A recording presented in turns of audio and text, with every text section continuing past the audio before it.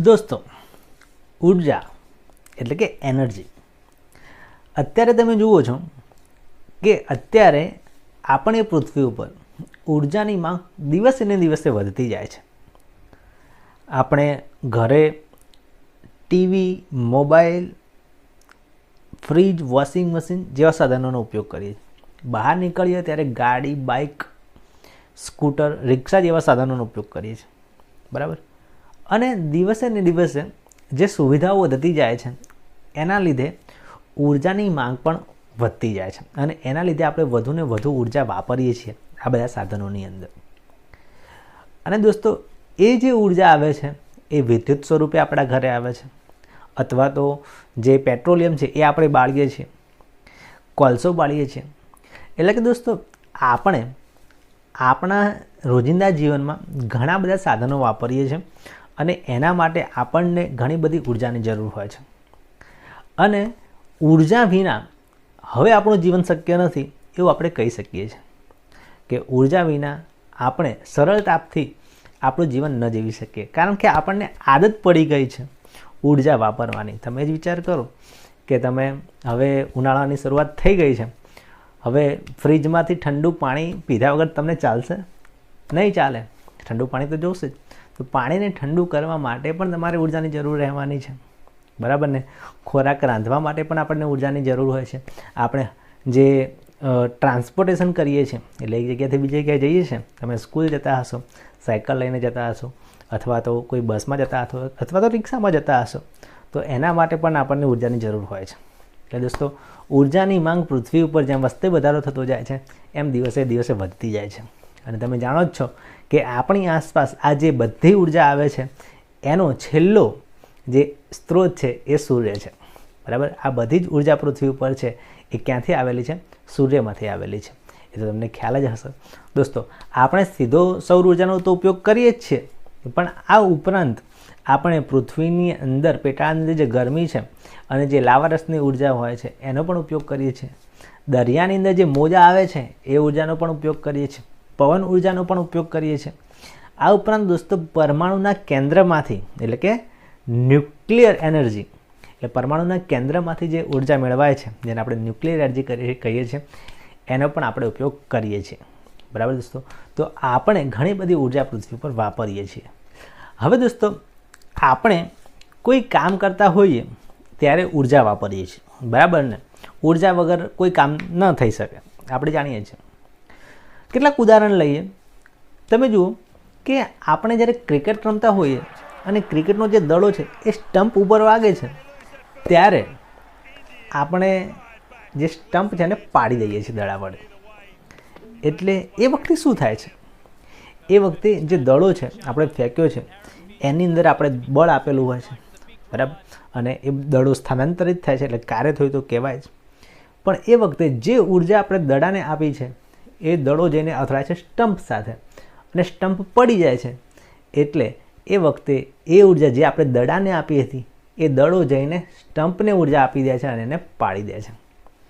બરાબર. આવું થાય છે, તમે જાણો જ છો ને. તો આ ઉપરાંત દોસ્તો, તમે કોઈ વાર કોઈ લાકડાની અંદર ખીલ્લી મારેલી હશે, મારેલી છે ને? તમે હથોડી લો, લાકડું લો, લાકડા ઉપર ખીલ્લી રાખો અને પછી હથોડી વડે જોરથી એને ખીલ્લી ઉપર ફટકારો તો ખીલ્લી છે એ હથોડાના મારથી સીધી જ લાકડામાં ઘૂસી જશે. એ વખતે શું થાય છે? એ વખતે પણ એવું થાય છે. આપણે જે હથોડીને ઉર્જા આપી છે એ હથોડી પોતાની ઉર્જા ખીલ્લીને આપી દે છે અને ખીલ્લી સીધી જ લાકડામાં ઘૂસી જાય છે. એટલે એક વસ્તુ બીજી વસ્તુને ઉર્જા આપી શકે છે અને ત્યારે પણ કાર્ય થઈ શકે છે. એક બીજું ઉદાહરણ લઈએ કે તમે નાના હશો ત્યારે તમે ચાવીવાળું રમકડું તો વાપરેલું જ હશે. હું નાનો હતો ત્યારે પણ ચાવીવાળી ગાડીઓ બહુ ચલાવેલી મેં. એમાં શું થાય છે કે ગાડી હોય ચાવીવાળી અને એને આપણે ચાવી ભરીએ તો અમે એક પ્રકારની ઉર્જા સંગ્રહ પામે છે અને પછી જ્યારે એ ગાડીને જમીન ઉપર મૂકીએ છીએ તો એ ગાડી ચાલવા લાગે છે. બરાબર ને? એટલે આપણે જે ઉર્જા છે એ ચાવી વડે ભરીને ગાડીને આપીએ છીએ અને પછી એ જે ઉર્જા છે એમાં સંગ્રહાયેલી છે એ ગાડીને ધક્કો મારે છે અને ગાડી ચાલવા લાગે છે. દોસ્તો, આ બધા જે ઉદાહરણો છે એ ઉદાહરણમાં તમે જોયું કે એક વસ્તુ છે એની પાસે ઉર્જા છે બરાબર ને? અને જ્યારે કાર્ય થાય છે ત્યારે એ એક વસ્તુ બીજી વસ્તુને પોતાની ઉર્જા આપી દે છે. હવે એ વખતે શું થાય છે? તો એ વખતે જે વસ્તુ કાર્ય કરે છે તેની ઉર્જા ઓછી થાય છે, એટલે કે ઉર્જા ગુમાવે છે, અને જે વસ્તુ ઉપર કાર્ય થાય છે એ ઉર્જા મેળવે છે. આપણે પહેલી વાત કરીએ ને, પહેલા ઉદાહરણમાં એ દડો છે, એ દડો પોતાની ઉર્જા સ્ટમ્પને આપી દે છે, તો દડો ઉર્જા ગુમાવી દે છે અને સ્ટમ્પ છે ઉર્જા મેળવી લે છે અને પછી એ આગળ પડી જાય છે. અને કદાચ વધારે જોરથી તમે દડો ફેંક્યો હોય તો સ્ટમ્પ ગુલામટા ખાતું ખાતું દૂર પણ જઈ શકે, દૂર જઈને પડી શકે છે, વધારે ઉર્જા આપી હોય તો.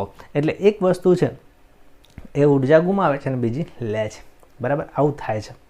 એટલે દોસ્તો આના ઉપરથી આપણે ઉર્જાની વ્યાખ્યા આપવી હોય તો આ રીતે આપી શકીએ. અને આ વ્યાખ્યાને બરાબર તમે યાદ રાખજો કે કોઈ વસ્તુમાં રહેલી ઉર્જા એટલે તેના કાર્ય કરવાની ક્ષમતા. એટલે કોઈ વસ્તુ હોય એમાં ઉર્જા હોય અને જો એ ઉર્જા બીજું કામ કરી શકે, એટલે કાર્ય કરવાની એની અંદર ક્ષમતા હોય તો એને આપણે ઉર્જા કહીએ છીએ.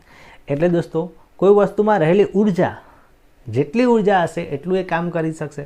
એટલે કોઈ વસ્તુમાં રહેલી ઉર્જા એટલે એ વસ્તુની કાર્ય કરવાની ક્ષમતા. બરાબર? હવે તમને સમજાઈ ગયું છે કે ઉર્જા એટલે શું? તો ઉર્જા એટલે કોઈ વસ્તુની કાર્ય કરવાની ક્ષમતા. જેટલી એની અંદર ઉર્જા હશે એટલું જ એ કાર્ય કરી શકશે. બરાબર ને? દડો હોય, દડાની અંદર જેટલી ઉર્જા હોય એટલું જ જોરથી સ્ટમ્પને વાગે અને એટલું જ વધારે સ્ટમ્પ દૂર જઈ શકે છે. જેટલી વધારે ચાવી આપણે ગાડીમાં ભરી હોય અને પછી એને છોડી દેવામાં આવે તો એટલે જ વધારે સ્થાનાંતર કરીને એ ગાડી જઈ શકે છે, એટલે કે વધારે કાર્ય થઈ શકે છે. અને જેટલી જોરથી હથોડી તમે ખિલ્લી ઉપર મારો છો એટલી જ ઝડપથી ખિલ્લી લાકડામાં ઘૂસી જાય છે. એટલે જેટલી કાર્ય કરવાની ક્ષમતા વધારે એટલી એ વસ્તુમાં ઉર્જા વધારે છે એમ કહેવાય. એટલે દોસ્તો વિજ્ઞાનની અંદર જે કાર્ય છે એ કોના ઉપર આધારિત છે? ઉર્જા ઉપર આધારિત છે. જેટલી વધારે ઉર્જા હોય એટલું વધારે કાર્ય થઈ શકે. એટલે કાર્ય અને ઉર્જાનો એકમ સરખો છે. અને એને તમે યાદ રાખજો કે જે કાર્યનો એકમ છે એ જ ઉર્જાનો એકમ છે, અને કાર્યના એકમ અને ઉર્જાના એકમને જૂલ કહેવામાં આવે છે. ઓકે દોસ્તો, આ અગાઉના વિડીયોની અંદર આપણે જોઈ ચૂક્યા છીએ કે આપણે કોઈ કાર્ય કરીએ W તો એનો એકમ હતો ન્યૂટન ઇન્ટુ મીટર, અથવા તો આપણે એને જૂલ કહેતા હતા. એ કાર્યનું એકમ હતું. અત્યારે આપણે ઉર્જા ભણી રહ્યા છીએ અને એ જે ઉર્જા છે એ કાર્ય ઉપર જ આધારિત છે. એટલે જે કાર્યનો એકમ છે એ જ ઉર્જાનો એકમ છે, એટલે કે જૂલ. બરાબર? કાર્યનો એકમ એટલે કે ઉર્જાનો એકમ યાદ રાખજો. દોસ્તો હવે આપણે ઉર્જાના પ્રકારની વાત કરીએ કે કયા કયા પ્રકારની ઉર્જાઓ છે આપણી આસપાસ અને આપણે એનો ઉપયોગ કરીએ છીએ. તો દોસ્તો યાદ રાખજો, એમ આવે છે યાંત્રિક ઉર્જા, સ્થિતિ ઉર્જા, ગતિ ઉર્જા, ઉષ્મા ઉર્જા, રાસાયણિક ઉર્જા, વિદ્યુત ઉર્જા અને પ્રકાશ ઉર્જા. દોસ્તો આ બધી છે એ ઉર્જાઓ છે, ઉર્જાના પ્રકાર છે. એમાંથી કેટલીક ઉર્જા આપણે આ પ્રકરણની અંદર ભણીશું. અને દોસ્તો આ જે બધી ઉર્જાઓ છે એના નામ તમે અત્યારે યાદ કરી લેજો. બરાબર? કે આ બધી ઉર્જાઓ ક્યાં ક્યાં હોય છે. બરાબર? તમે ઘણી બધી જગ્યાએ આ ઉર્જાનો અનુભવ કર્યો હશે. બરાબર? જેમ કે પ્રકાશ ઉર્જા છે એટલે કોઈ બલ્બ હોય કે સૂર્ય હોય એમાંથી જે તડકો આવે છે એને પણ આપણે ઉર્જા કહીએ છીએ, કે બલ્બમાંથી પ્રકાશ આવે છે એને પ્રકાશ ઉર્જા કહીએ છીએ. ઓકે, આ બધી ઘણી બધી ઉર્જાઓ વિશે તમે વાકેફ હશો અને કેટલીક ઉર્જાઓનો અભ્યાસ આપણે આ પ્રકરણમાં કરવાના જ છીએ. દોસ્તો આ બધી ઉર્જામાંથી સૌથી પહેલાં આપણે ભણીએ ગતિ ઉર્જા. ગતિ ઉર્જાની વાત કરી લઈએ, કાઇનેટિક એનર્જી. તો દોસ્તો પહેલાં તો આપણે ગતિ ઉર્જાનો અનુભવ કરી લઈએ. તમે પણ કરેલો હશે અને પછી તમે મને કહેજો કે કેવી ગતિ ઉર્જાનો તમે અનુભવ કરેલો છે. એક ઉદાહરણ તમને આપું છું કે તમે શું કરો કે કોઈ જગ્યાએ એક રેતી હોય અને રેતીનો ઢગલો કરી દો, પછી એને સપાટ ફેલાવી દો અને એના ઉપર થોડું પાણી છાંટી દો. બરાબર? રેતી ઉપર આમ સમતલ કરી દીધું હશે ને તો વધારે સારું રહેશે. અને પછી એક દડો લો, તમારી જોડે દડો તો હશે જ ને. પછી લગભગ એને 50 સેન્ટીમીટર જેટલી ઊંચાઈથી એ દડાને આમ ખાલી છોડો જમીન ઉપર, એ રેતી ઉપર. પછી તમે જોશો કે જે રેતી છે એના પર ખાડો પડી ગયો હશે. જો કે કેટલો ખાડો પડે છે. પછી થોડુંક વધારે ઊંચાઈ ઉપર દડો રાખો અને એને છોડો જોડે. પેલા જે ખાડો પહેલાં પડ્યો છે એની ઉપર ના છોડતા, જોડે છોડજો. તો તો તમે જોશો કે પહેલાં જે ખાડો પડ્યો હશે અને પછી ખાડો પડ્યો હશે એમાં ફેરફાર હશે.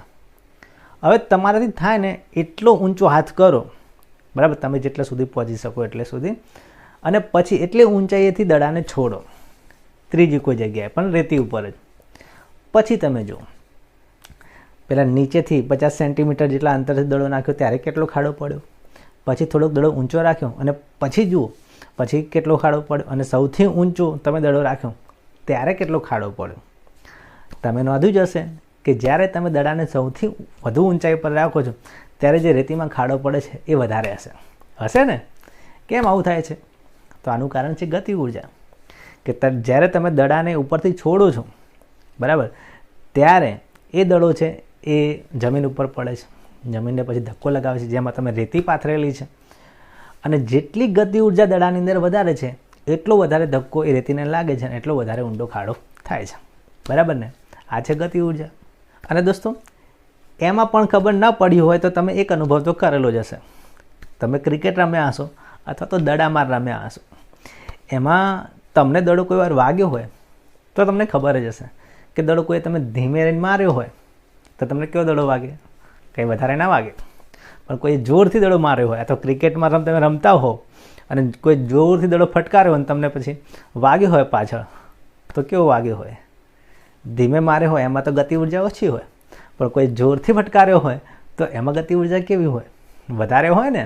અને વાગ્યો હોય તો પણ તમને દુખો આવી ગયું હોય. એટલે એ વખતે પણ તમે ગતિ ઉર્જાનો અનુભવ કર્યો હશે કે જેટલી વધારે ગતિ ઉર્જા દડામાં હશે એવો દડો વધારે વાગે. તો દોસ્તો, આ ઉદાહરણમાં તમે જોઈ શકો છો કે કોઈ ગતિમાન વસ્તુ હોય, જેમ કે દડો છે, દડા આપણે છોડી દઈએ છીએ તો રેતી ઉપર ખાડો પાડી દે છે, બરાબર. એક પ્રકારનું કાર્ય થયું જ કહેવાય, કારણ કે દડો પછી સ્થાનાંતરિત તો પામે જ છે, બરાબર. એટલે કહેવાનો મતલબ એમ છે કે કોઈ ગતિમાન વસ્તુ હોય તો એ કાર્ય કરી શકે છે. કેમ કાર્ય કરી શકે છે? તો હમણાં જ આપણે ભણ્યા કે કોઈ વસ્તુ ગતિમાન હોવી એટલે શું? કે એની અંદર ઉર્જા તો હશે જ ને, અને ઉર્જા હોય તો એ કાર્ય કરી જ શકે, બરાબર. એટલે કોઈ વસ્તુ ગતિમાન હોય તો એની અંદર ગતિ ઉર્જા હોય, અને ગતિ ઉર્જા પણ કાર્ય કરી શકે છે. જેમ કે દોસ્તો, કોઈ બંદૂકની ગોળી હોય જે બંદૂકમાંથી છૂટી હોય અને એ ગોળી જતી હોય તો એ પણ કાર્ય કરી શકે છે, એના લક્ષ્યને વિંધી શકે છે, બરાબર. લક્ષ્યને વિંધવું એટલે નિશાની તાકવી, આપણે એવું કહીએ છીએ. આ ઉપરાંત દોસ્તો, પૂર ઝડપે પવન ફૂંકાતો હોય તો એ પણ કાર્ય કરી શકે છે. તમે જુઓ છો કે દરિયા કિનારે ફૂલ પવન આવતો હોય તો એ જગ્યાએ પવનચક્કી લગાવેલી હોય, પવનચક્કી બહુ જ મોટી હોય છે, તો એ પવનચક્કી પણ એટલા પવનથી ગોળ ગોળ ઘૂમે છે, એ પણ કાર્ય થયું કહેવાય. અને દોસ્તો, જો કોઈ પૈડું ફરતું હોય, કોઈ ગાડીનું પૈડું હોય તો ગાડી તો ચાલવાની જ છે ને, એટલે ફરતું પૈડું છે એ પણ કાર્ય કરી શકે છે. એટલે દોસ્તો, કહેવાનો મતલબ એમ છે કે કોઈ વસ્તુ હોય કે જે ગતિ કરતી હોય તો એમાં ગતિ ઉર્જા હોય, અને ગતિ ઉર્જા હોય તો એની અંદર કાર્ય કરવાની ક્ષમતા પણ હોય, એટલે કામ કરી શકે છે, બરાબર. એ બંદૂકમાંથી છૂટેલી ગોળી હોય કે ફરતું પૈડું હોય અથવા ફૂંકાતો પવન હોય અથવા વહેતું પાણી હોય, એ પણ કાર્ય કરી શકે છે. એટલે દોસ્તો, જેમાં ગતિ ઉર્જા હોય એ કાર્ય કરી શકે છે. ઓકે, તો કેટલાક ઉદાહરણ જોઈએ કે જેમાં ગતિ ઉર્જા હોય. તો કયા કયા પદાર્થોમાં ગતિ ઉર્જા હોઈ શકે છે? તો જુઓ, જેમ કે નીચે પડતું નારિયેળ, ઝાડ ઉપરથી નારિયેળ નીચે પડે તો એમાં પણ ગતિ ઉર્જા હોય. પછી ગતિમાન કાર, એટલે કે કોઈ કાર ફૂલ સ્પીડમાં જતી હોય તો એમાં પણ ગતિ ઉર્જા હોય છે. ગબડતો પથ્થર છે, ઉડતું વિમાન હોય તો એમાં પણ હોય, વહેતું પાણી હોય, વહેતી હવા હોય કે દોડતો ખિલાડી હોય, આ બધી વસ્તુઓ છે એમાં ગતિ ઉર્જા હોય છે, એટલે કે ગતિ કરે છે. તો દોસ્તો, આના ઉપરથી આપણે ગતિ ઉર્જાની વ્યાખ્યા આપવી હોય તો આ રીતે આપી શકીએ, અને બરાબર યાદ રાખજો. જુઓ, કોઈ વસ્તુમાં તેની ગતિના કારણે રહેલી ઉર્જાને ગતિ ઉર્જા કહે છે. કોઈ પણ વસ્તુ હોય અને એમાં ઉર્જા હોય, પણ એ કોના કારણે? એની ગતિના કારણે, એની સ્પીડના કારણે, એની ઝડપના કારણે. તો આપણે એમ કહી શકીએ કે એ વસ્તુની અંદર ગતિ ઉર્જા છે, બરાબર ને. કોઈ દડો હોય, બરાબર, દડો જમીન ઉપર પડ્યો હોય તો એમાં ગતિ ઉર્જા ના હોય, પણ દડો જતો હોય, કોઈ ફટકારેલો હોય અને દડો હવામાં જતો હોય તો એની અંદર ગતિ ઉર્જા હોય છે, બરાબર ને. એટલે ગતિમાન વસ્તુની અંદર જ ગતિ ઉર્જા હોય છે. હવે દોસ્તો, કોઈ વસ્તુ હોય એમાં કેટલી ગતિ ઉર્જા હોય? તો આ મુદ્દો ખાસ યાદ રાખજો તમે કે કોઈ ગતિમાન વસ્તુ હોય તો એ ગતિમાન વસ્તુની અંદર કેટલી ઉર્જા રહેલી હશે? તો જે રહેલી ઉર્જા છે, ગતિ ઉર્જા છે, એ તે વસ્તુને વેગમાં લાવવા માટે કરેલા કાર્ય જેટલી હશે. આ મુદ્દો તમારે બરાબર સમજવાનો છે. કોઈ વસ્તુ હોય તો એમાં કેટલી ગતિ ઉર્જા હશે, તો એ પહેલાં તો ગતિમાં નહીં હોય, પણ કોઈએ એને ગતિમાં લાવી હશે, એને ધક્કો માર્યો હશે, એ વખતે જે કાર્ય કર્યું હશે ને એટલે એની અંદર ગતિ ઉર્જા હશે. જેમ કે હમણાં જ વાત કરીએ આપણે કે દડો છે એ ગતિ કરતો હોય તો એમાં કેટલી ગતિ ઉર્જા હશે, તો જે બેટ્સમેને જેટલા જોરથી એને ફટકાર્યો હશે, દડો છે એને વેગમાં લાવવા માટે જેટલા જોરથી એને કાર્ય કર્યું હશે, બેટ્સમેને બેટ તો ગુમાવ્યું હશે ને, તો એ જેટલા જોરથી બેટ ગુમાવ્યું હશે એટલે કે જેટલા જોરથી એને કાર્ય કરેલું હશે એટલી વધારે ગતિ ઉર્જા એ દડાની અંદર હશે. બરાબર ને? પછી એવો દડો તમને ટકરાયો હોય તો તમને ખબર પડી જાય કે કેટલી ગતિ ઉર્જાની અંદર હતી. બરાબર ને? જેટલી સ્પીડમાં દડો આવ્યો હશે, કેટલી ગતિ ઉર્જામાં આવ્યો હશે, તો બેટ્સમેને જેટલું કાર્ય કર્યું હશે ને એટલી ગતિ ઉર્જા એમાં આવી હશે, અને એ દડો કોઈને વાગ્યો હોય તો એને ખબર પડે કે કેટલો જોરથી વાગ્યો. બરાબર? એટલે એને ગતિ ઉર્જાનો ખાસ ખ્યાલ આવી જાય. ચાલો દોસ્તો, તો હવે ગતિ ઉર્જાના સૂત્રની તારવણી કરીએ. કોઈને દડો વાગ્યો હોય ને બરાબર દડો, તો એને પણ આ સૂત્રના આધારે ગણતરી કરો તો એને ખબર પડી જાય કે ખરેખર કેટલા મૂલ્યની ગતિ ઉર્જાવાળો દડો એને વાગ્યો છે. તો આ સૂત્રના આધારે એવી ગતિ ઉર્જાનું મૂલ્ય પણ આપણે મેળવી શકીએ છીએ. તો ચાલો જોઈએ. તો જુઓ દોસ્તો, ધારો કે આ એક વસ્તુ છે, ઓકે, એનું દળ એમ છે. બરાબર? એટલે આપણે એમ કહી શકીએ કે એનું વજન તો નહીં, પણ વજન અને દળમાં તો ફરક છે, આપણે જાણીએ છીએ. પણ આનું જે દળ છે એ એમ છે, એમ કિલોગ્રામમાં હશે. બરાબર? અને આ વસ્તુ ઉપર હું ધક્કો લગાવવાનો છું, જે હમણાં પહેલા વિડીયોમાં આપણે જોયું હતું ને એવો જ ધક્કો લગાવીશ, અને જે ધક્કો લગાવીશ એ જે બળ હશે એ એફ હશે. ઓકે, તો ચલો જો હું ધક્કો લગાવું છું. બરાબર? તો વસ્તુ અહીંયા હતી અને પછી ત્યાં ગઈ, સ્થાનાંતર થયું. અહીંયા જે વસ્તુનું સ્થાનાંતર થાય છે એ એસ જેટલું છે. ઓકે, હવે યાદ રાખજો કે એક વસ્તુ હતી જેનું દળ એમ હતું. બરાબર? એના ઉપર મેં ધક્કો લગાવ્યો એફ બળનો. બરાબર? એફ મૂલ્યનો ધક્કો લગાવ્યો છે, એટલે બળ લગાવ્યું છે, અને એનાથી જે વસ્તુ છે એ સ્થાનાંતરિત થાય છે. જે વસ્તુ પોતાની જગ્યા બદલે છે ને, કેટલું સ્થાનાંતર થાય છે, તો એસ જેટલું સ્થાનાંતર થાય છે. હવે અહીંયા મેં આ વસ્તુને જે ધક્કો લગાવ્યો એમાં કેટલી ગતિ ઉર્જા એને મળી, કેટલી સ્પીડથી ગયું, એ આપણે શોધવાનું છે. ચાલો જોઈએ. તો હવે આપણે અહીંયા જે ગતિ ઉર્જાનું સૂત્ર તારવવાનું છે એની શરૂઆત કાર્યથી કરવાની છે. બરાબર? અને કાર્ય માટે જે સૂત્ર ભણ્યા છે એ આ અગાઉના વિડીયોમાં આપણે જોયું હતું. યાદ છે ને તમને કે જ્યારે અહીંયા હું ધક્કો લગાવું છું ત્યારે કોઈ કાર્ય તો થાય જ છે. બરાબર ને?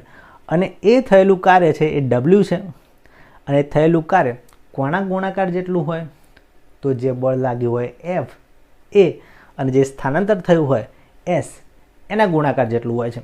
આવું આપણે આ અગાઉના વિડીયોમાં જોઈ ચૂક્યા છીએ. તો જુઓ, તો કાર્ય ડબલ્યુ બરાબર એફ ગુણ્યા એસ. બરાબર ને? તો અહીંયા બળ અને જે સ્થાનાંતર છે એનો ગુણાકાર છે એટલું કાર્ય થયેલું છે. ઓકે, હવે આને થોડી વાર સ્ટોપ રાખો. હવે બીજી વસ્તુ યાદ કરો કે આ જે વસ્તુ હતી, બરાબર, એ શરૂઆતમાં તો ઊભેલી જ હતી. બરાબર ને? પછી મેં ધક્કો માર્યો હતો. તો વિચાર કરો, એમ માની લો કે શરૂઆતનો એનો જે વેગ હતો એ યુ હતો. બરાબર? પ્રારંભિક વેગ છે એ યુ છે, અને પછી ધક્કો માર્યા પછી એ સ્પીડમાં આવી જાય છે, ગતિ કરવા લાગે છે, ત્યારે એનો વેગ છે, અંતિમ વેગ એ છે વી. બરાબર? અને આ વસ્તુ છે એ પ્રવેગિત ગતિ કરે છે. બરાબર? એ વખતે જે પ્રવેગ લાગુ પડે છે એ છે એ. આ ત્રણ વસ્તુ યાદ કરી લો પહેલાં, કે પ્રારંભિક વેગ છે એ યુ છે, એટલે શરૂઆતની સ્પીડ. બરાબર? અને પછી ગતિમાં આવી જાય છે ત્યારે છે વી, અને અહીંયા ગતિમાં તો વધારો જ થવાનો છે, એટલે પ્રવેગ તો હોવાનો જ. એ પ્રવેગ છે એ છે. ઓકે, હવે પ્રકરણ 8ની અંદર એક સૂત્ર આવે છે, તમને કદાચ યાદ હોય તો બરાબર છે, ના યાદ હોય તો ફરીથી યાદ કરી લેજો, કે V square minus U square is equal to 2as. ગતિના જે સૂત્રો આવે છે એમાં એક આ સૂત્ર આવે છે પ્રકરણ 8ની અંદર, V square minus U square is equal to 2as. બરાબર? આને યાદ કરી લેજો. ઓકે, હવે જો આ સૂત્રની અંદર આપણે જે સ્થાનાંતર એસ છે એ સ્થાનાંતર એસને સૂત્ર કરતાં બનાવીએ તો સૂત્ર શું થશે?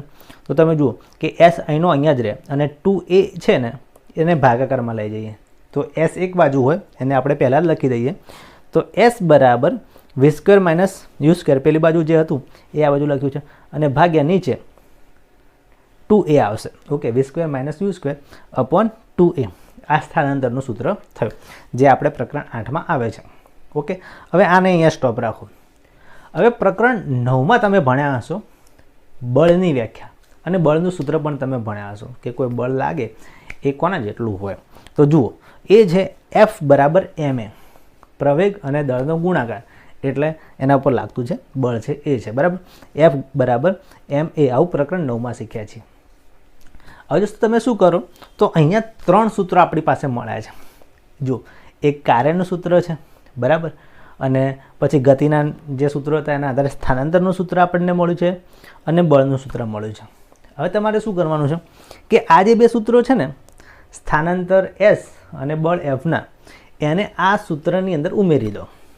જે આ કાર્યનું સૂત્ર છે ને F કાઢી દો અને એની જગ્યાએ આ સૂત્ર મૂકી દો, અને જે S છે સ્થાનાંતરવાળું એ S કાઢીને એની જગ્યાએ સ્થાનાંતરનું સૂત્ર મૂકી દો. તો હવે શું થશે? તો જુઓ દોસ્તો, આ પ્રકારે થશે કે કાર્ય W છે તો આપણે W ઇઝ ઇક્વલ ટુ Fની જગ્યાએ મૂકવાનું ma મૂક્યું, અને ગુણ્યા Sની જગ્યાએ મૂકવાનું v² minus u² upon 2a મૂકી દીધું. હવે અહીંયા ધ્યાનથી જુઓ કે અહીંયા જે પ્રવેગ a છે એ, અને નીચે પ્રવેગ a છે એ બંને કેન્સલ થઈ જશે, બરાબર, ઉડી જશે. આપણે છેદ ઉડાડીએ એ પ્રમાણે a અને a ઉડી જશે. હવે શું વધ્યું તમે જુઓ, તો W ઇઝ ઇક્વલ ટુ અહીંયા m વધ્યો ગુણ્યા v² માઇનસ u² અપોન 2 વધ્યું. ઓકે, આ સૂત્ર અહીંયા આવે છે. હવે માની લો કે જે વસ્તુ હતી ને અહીંયા, એ શરૂઆતમાં તો ઊભેલી સ્થિતિમાં હતી, કોઈ ગતિ તો કરતી હતી નહીં. એટલે શરૂઆતનો જે વેગ આપણે લીધો હતો u, એને આપણે 0 લઈ લઈએ, કારણ કે શરૂઆતમાં વસ્તુ ગતિ નથી કરતી, મેં ધક્કો માર્યો પછી ગતિ કરવા લાગી હતી. તો શરૂઆતનો જે વેગ છે u, એને આપણે 0 લઈએ છીએ, u ઇઝ ઇક્વલ ટુ 0. તો જો u ઇઝ ઇક્વલ ટુ 0 લઈએ તો આ સૂત્રમાં શું ફેરફાર આવશે? આની અંદર જે u છે એ 0 થઈ જશે ને. તો હવે નવું સૂત્ર શું મળશે? તો જુઓ, W, તો W ઇઝ ઇક્વલ ટુ અહીંયા આપણે જે 2 છે ને એ છેદમાં છે, તો ઉપર કંઈ ના હોય તો 1 લખી શકાય, એટલે 1/2, એટલે આપણે એમ કહી શકીએ એને 1/2 કહી શકીએ. એટલે અહીંયા લખ્યું છે 1/2, 1/2. ઓકે, અને શું વધ્યું હતું અહીંયા m, તો આપણે લખી દેવાનું અહીંયા m. ઓકે, અને અહીંયા v² વધ્યું હતું તો અહીંયા લખવાનું v². ઓકે, u હતો, u તો પછી 0 થઈ ગયો હતો, બરાબર ને. એટલે અહીંયા આ સૂત્રની અંદર શું જવાબ આવે છે? 1/2 mv². હવે દોસ્તો, આ જે સૂત્ર મળ્યું એ કોના માટે છે? તો અહીંયા જે કાર્ય કર્યું છે આપણે એના માટે. જે વસ્તુ હતી એને મેં ધક્કો માર્યો, અને જે મેં કાર્ય કર્યું એ આટલું છે 1/2 mv² જેટલું. પણ દોસ્તો તમે યાદ કરી લો કે કાર્ય કોના જેટલું હોય? તો કાર્ય ઉર્જા જેટલું હોય, બરાબર. ઉર્જા એટલે શું? તો કોઈ વસ્તુની કાર્ય કરવાની ક્ષમતાને જ આપણે ઉર્જા કહીએ છીએ. કાર્ય અને ઉર્જાનો એકમ પણ સેમ છે, જૂલ, તમને યાદ છે ને. તો અહીંયા આ સૂત્રની અંદર આપણે W છે એને કાઢી દઈએ છીએ. કેમ? કારણ કે W એ કાર્ય છે, અને કાર્ય કોના જેટલું હોય? ઉર્જા જેટલું. અને આ કિસ્સાની અંદર આપણે ગતિ ઉર્જાની વાત કરી હતી, એટલે અહીંયા આપણે જે આ વસ્તુ છે એને ગતિ પ્રાપ્ત કરીને એ ગતિ ઉર્જા માટે કાઇનેટિક એનર્જી માટે E લઈ લઈએ છીએ, બરાબર. E એટલે એનર્જી અને K એટલે કાઇનેટિક એનર્જી, બરાબર. એટલે ગતિ ઉર્જા માટે તો W કાઢીને EK લગાવી દઈએ તો EK is equal two 1/2 mv² મળે. અને દોસ્તો આ જે સૂત્ર મળ્યું છે એ ગતિ ઉર્જાનું સૂત્ર છે. આને બરાબર યાદ રાખજો. અને વાર્ષિક પરીક્ષા માટે આ જે પ્રશ્ન છે એ મોસ્ટ IMP છે, બરાબર.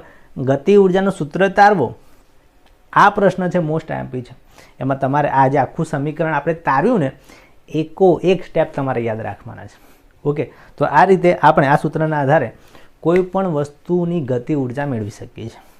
ઓકે, પેલા દડાની વાત કરીને, ક્રિકેટ રમતા રમતા દડો વાગે તો એ દડો કેટલા મૂલ્યનો વાગે એને કોઈને ગણતરી કરવું હોય તો આ સૂત્ર વડે ગણતરી કરી શકો. તમારે ખાલી એટલું જ લાવવું પડશે કે દડાનું દળ કેટલું છે એ, અને કેટલી સ્પીડથી તમને વાગ્યો છે એ. તો એના આધારે તમે જાણી શકો છો કે દડાની અંદર ગતિ ઉર્જા કેટલી હતી. ઓકે દોસ્તો, તો આ વિડીયોમાં બસ આટલું જ. આ વિડીયો તમને કેવો લાગે ચોક્કસથી જણાવજો. જો વિડીયો તમને ગમે હોય તો લાઈક કરો, શેર કરો, કોમેન્ટ કરો, અને જો તમે અમારી ચેનલ પર નવા તો સબસ્ક્રાઈબ કરો.